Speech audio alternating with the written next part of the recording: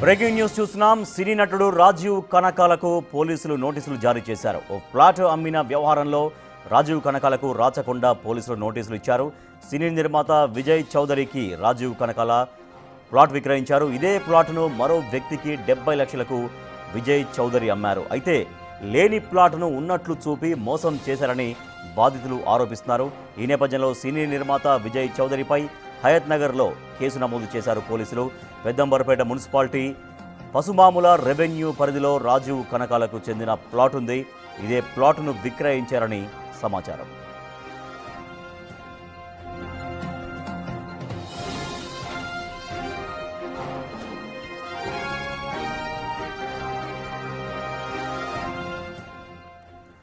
మా ప్రతినిధి విజయ్ మరింత సమాచారం. సార్ విజయ్, రాజీవ్ కనకాల ప్లాట్ యాక్చువల్గా అది వేరే వాళ్ళకి అమ్మారు, విజయ్ చౌదరికి అమ్మారు, వేరే ప్రొడ్యూసర్కి. సో ఆయన ఇప్పుడు వేరే వాళ్ళకి అమ్మడంతో అక్కడ ప్లాట్ లేదంటున్నారు.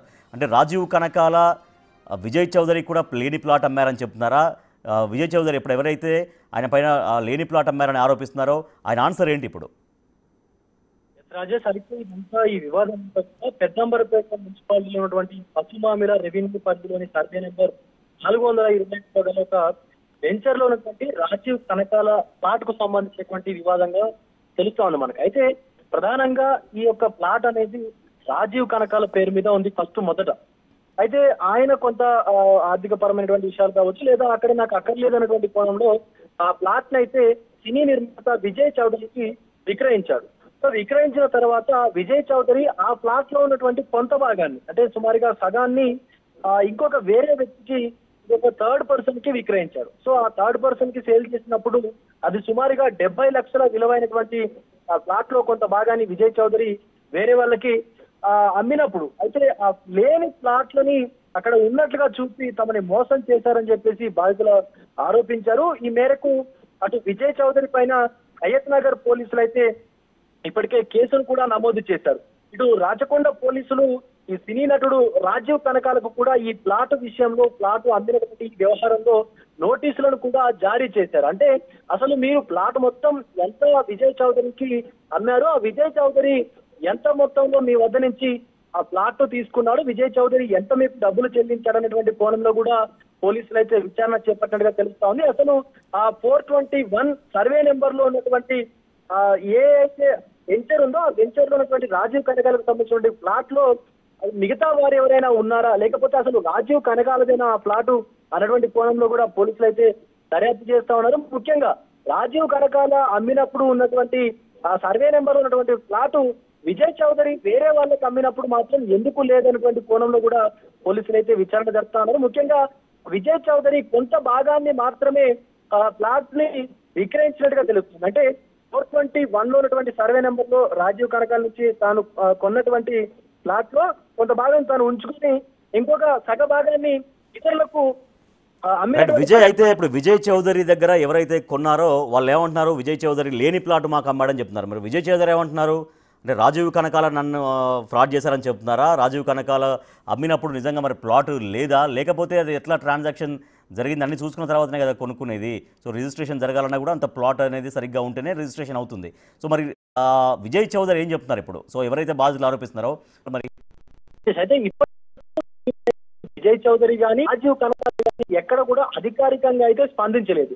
కానీ విజయ్ చౌదరి వద్ద ప్లాట్ ని కొనుగోలు చేసినటువంటి బాధితులు మాత్రం అసలు 421 అనేటువంటి సర్వే నెంబర్ లో తమకు విక్రయించినటువంటి ప్లాట్ చూపించట్లేదు. అంటే ఆన్లైన్ లో చెక్ చేసుకున్నప్పుడు కానీ ఇతర వెబ్సైట్స్ ఏవైతే ఉంటాయో, భూమికి సంబంధించినటువంటి ప్లాట్స్ సంబంధించినటువంటి వెబ్సైట్స్, భూభారతి కానీ ఇతర ప్లాట్స్ లకు సంబంధించినటువంటి ఆ వెబ్సైట్ లో వాళ్ళు సెర్చ్ చేసుకున్నప్పుడు నెంబర్ లో తాము కొన్నటువంటి, అంటే తమకు అమ్మినటువంటి ప్లాట్ ఏదైతే ఉందో అది కనిపించట్లేదు, అసలు రికార్డ్స్ లోనే లేదు. సో అలాంటప్పుడు మాకు విజయ్ చౌదరి ఎలా ఇలాంటి ఫ్లాట్ ని అంటగడతాడు, అంటే అసలు రికార్డ్స్ లో లేని ఫ్లాట్ ని మేము ఎలా కొనుక్కున్నాం అనేటువంటి దాని గురించి కూడా కొంత వాళ్ళు బాధపడతా ఉన్నారు. అసలు విజయ్ చౌదరి ఎందుకు అమ్మారు మాకు అనేటువంటి కోణంలో కూడా వాళ్ళు పోలీసులు అయితే ఆశ్రయించారు. దీనికి సంబంధించి ఇప్పటికే విజయ్ చౌదరి పైన కేసు నమోదు చేశారు. కానీ విజయ్ చౌదరి మాత్రం ఎక్కడ కూడా స్పందించినటువంటి పరిస్థితి కనిపిస్తోంది రాజేష్. బట్ ఈ కేసులో ఇటు సినీ నటుడు రాజీవ్ కనకాలకు కూడా కొన్ని నోటీసులు అయితే జారీ చేశారు.